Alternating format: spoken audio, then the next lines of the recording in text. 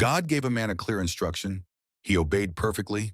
Then he listened to another prophet, and a lion killed him.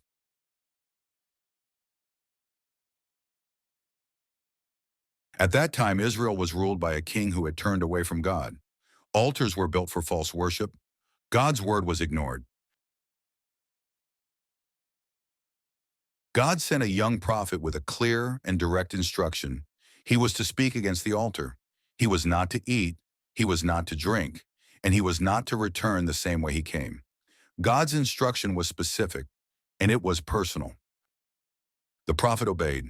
He delivered the message exactly as God commanded, and he began his journey home, faithful, hungry, and tired, but obedient. But an old prophet heard what had happened, and he went after the young man, not to bless him, but to test him. The old prophet invited him home to eat and drink. The young prophet refused and said, "God commanded me not to eat, not to drink, and not to return the same way." He argued. He stood his ground. Then the old prophet said something dangerous. He said, "An angel spoke to me by the word of the Lord." The moment the young prophet heard that, he believed immediately. The young prophet went back. He ate, he drank, and in that moment, obedience was broken. And suddenly, the word of the Lord came, not to the young prophet, but through the old one. "Because you disobeyed the command of the Lord, you will not return home alive."